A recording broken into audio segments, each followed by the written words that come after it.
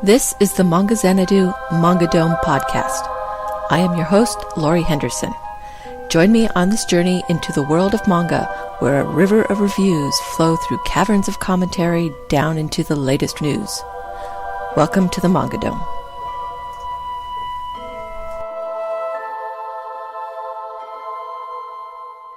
Episode 18.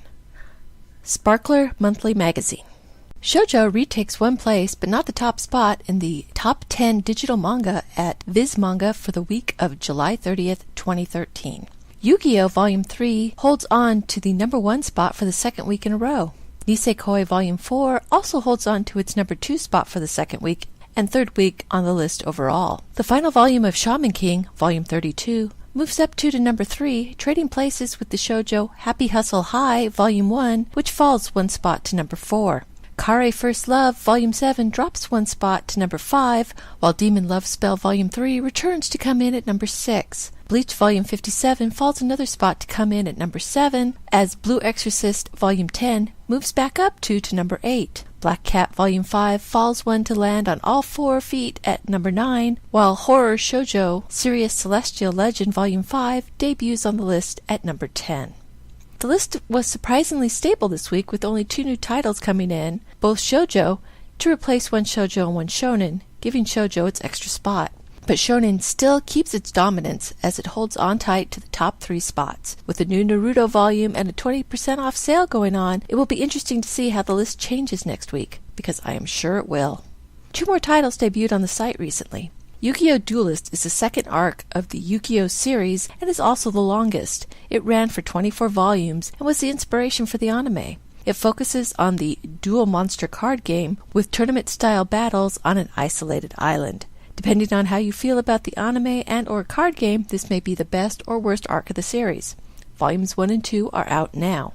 Imadoki is a 5-volume series by Yu Watase and takes place in a modern-day high school. It follows Tanpopo Yamazaki, a new student to elite Mayo High School, where family connections are more important than test scores, and not being a part of the elite will get you snubbed. Undaunted, Tanpopo starts a gardening club to try to make friends. I haven't liked Watase's modern works very much, so I'm probably going to give this one a pass. But at only 5 volumes, it's not a big investment if you want to try it out. Volume 1 is available now. Sparkler Monthly Magazine. In last week's podcast, I mentioned that the first issue of a female-aimed online magazine, Sparkler, had gone live. This week, I take a more in-depth look at the titles featured in it. Sparkler is broken up into 6 features: 2 manga titles, 2 prose titles, 1 audio title, and 1 feature article. It is just the inaugural issue, so these numbers could change in the future. The issue starts with the new manga series, Dire Hearts. It is written and drawn by Christy Lijewski. It is a fantasy where men and women work together. Men do the physical combat, while women cast the spells. This relationship is known as Deus. The story takes place in the Vector Academies. Arms for the boys and magic for the girls. Rose is in the Magic Academy, even though she can barely manage the most basic of spells, and was in an incident 3 years previous that robbed her of her memories. She is also fortunate enough to be partnered with Eigen, top of his class in the Arms Academy, and also a rare male who can cast magic. Instead of being happy with this arrangement, Rose, like her name, shows her thorns more than her petals to the knight, who seems very happy to be partnered with her.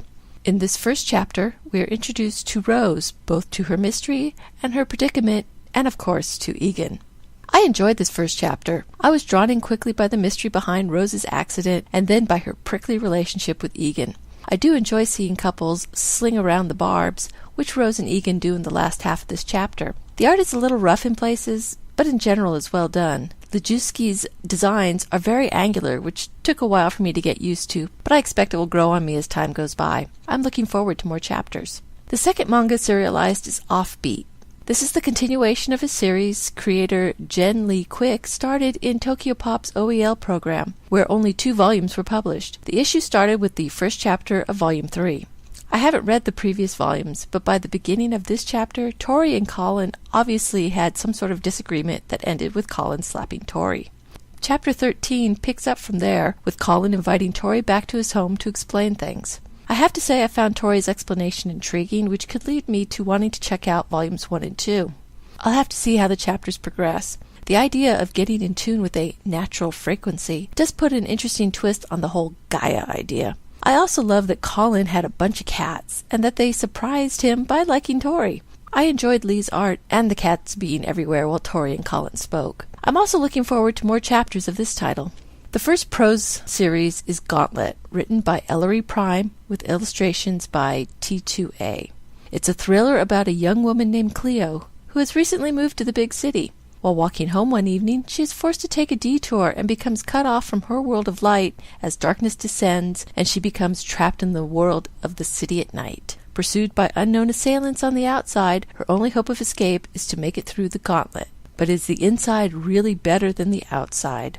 If you like stories to be pulse-pounding rides, then Gauntlet is definitely for you. The story starts out innocent enough with Cleo taking a leisurely walk home, but as dusk starts to fall, the tension starts to build. Her meeting of the two Jacks, Black Jack and Red Jack, doesn't really relieve it, as it isn't clear why they are helping her or if they are even helping her at all. The thrills are up to notch as soon as Cleo enters the building, and you rarely get a chance to catch your breath before the next thing is thrown at you.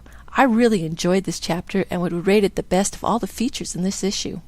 Tokyo Demons is a second prose title. It is another title that was already established and has been rolled into the magazine. The story is written by Leanne Centaur with illustrations by Rem. The story is about a group of teenagers who get caught up in a drug deal that goes wrong, dragging them into a power struggle in Tokyo's underground between the most dangerous and supernatural elements in the city.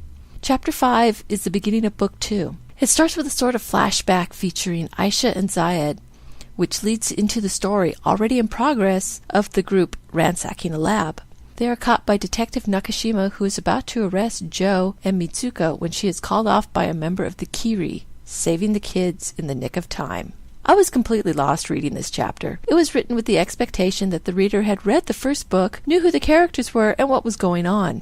This is understandable considering the series has been serialized for free elsewhere on the web and has a following. But as the opening chapter to a whole new readership, it is a bit overwhelming. What happened before kind of page would have been nice to at least introduce some of the characters or the situation the reader was walking into. This chapter pours out the action with shootouts and confrontations with the police, but it's not really connecting with me. The premise isn't really my kind of story in the first place, and this awkward introduction doesn't help matters. I might feel a little different if I had time to read the first book. The all-audio title in the magazine is the new series Awake. It is a sci-fi thriller written by the writing team Bara Bara. It is the far future, and amidst overpopulation and dwindling resources, colony ships filled with thousands of people in cryogenic sleep head out to colonize habitable planets. The Persephone is one such ship, 600 years into its 1,000-year journey. In order to pay for passage for herself, her fiancé, and his daughter, Hina Huan is awakened for her half of a 30-year shift. Almost 1 month into her shift, Hina and another crew member, Janelle, find a dead body. The first chapter is kind of slow to start. It begins with Hina being awakened for her shift and introduces the other members of the crew: the acting captain Rosa, med tech Janelle, computer tech Robbie, and workers Travis and Seb. A lot of emphasis is placed on Travis and his difficult awakening, which prompts Hina to look into the records of awakenings and try and take the whole 30 years she was meant to share with her fiancé. There's a lot of personal drama, and it's only at the end that the mystery element is introduced. Finding time to listen to audio is going to be the hardest part in keeping up with this series for me. I feel really self-conscious listening to this at work with all the cursing, even if it is on my lunch break. For subscribers, there's a bit of premium content. Subscribers are able to download all of the content in the magazine to keep or put on their favorite devices. This issue also features an exclusive article for subscribers, Pitching to Sparkler. Editors give new tips for aspiring creators. There was some question on Twitter if such an article that seemed rather self-serving should be premium content. After reading the article, I can't say I really agree with that assessment. The article is filled with friendly tips that are most useful to new creators that may not have gotten through a review process before. They may seem like common sense to seasoned creators, but might not have occurred to a new creator. It is filled with a lot of encouragement, but it also tries to be realistic with creators that rejection will happen and that it's part of the creative process.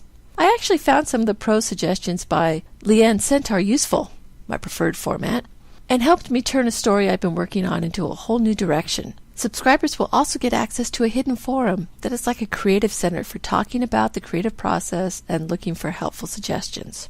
But reading the article isn't necessarily going to give a creator an edge when submitting a piece. The editors of the magazine are doing everything they possibly can to be accessible to creators, including detailed guidelines for submissions, answering open comments, emails, and even Twitter comments. So they are doing everything possible to help new creators become better, not just for their magazine, but also in general, which I think is really cool. The subscription model is a varied one, as it has several different levels for different kinds of readers. The free subscription is the most basic level and only gives you access to the free content from the current magazine. There is a 1-month membership, which for $5 gives you access to the downloads for the current issue and access to previous issues to read on the site for 30 days. This might be a good option if you missed an issue and want to catch up or read an exclusive article, like the one featured this month. A monthly member gets access to all of the premium content every month for $5 a month, as well as to all previous content. The only limit is on the downloading of content, which is limited to the current month, whether your level is a 1-month or monthly. Back issues will be available for download at $5 an issue as well, but getting a subscription is a better deal in the long run if that's what you want to do. The only problem I had with this first issue was the lack of navigation. Going from feature to feature required constantly having to hit the back button on my browser. Having links to the next feature or a sidebar that allows me to select the next one without going back to the front page would be nice. Otherwise, the format is clean and simple. The prose is easy to read and the comics were easy to navigate through. The audio even played on both my Android tablet and my restricted computer at work, which made me very happy. I don't know if I'll subscribe to Sparkler myself. I've mostly gotten over the reading serialized content and have started to lean toward the collected format. Though having past issues available does have its own appeal. Not having to worry about an issue expiring before the next one comes out, yen press, is a less stressful feeling, and less stress is good. I'm definitely going to try and keep up for now, but I'm really interested in seeing where most of these stories are going, and may even see if I can get rejected in the next call for prose entries. Thank you for listening to the Manga Xanadu Manga Dome podcast. You can find links to the stories and books discussed here in the show notes at manga.jadedragononline.com. You can email me with any questions at xanadu@jadedragononline.com or leave a comment on this post. Rate me on YouTube and follow me on Twitter at Manga Xanadu, all one word. Until next time, farewell from the Manga Dome.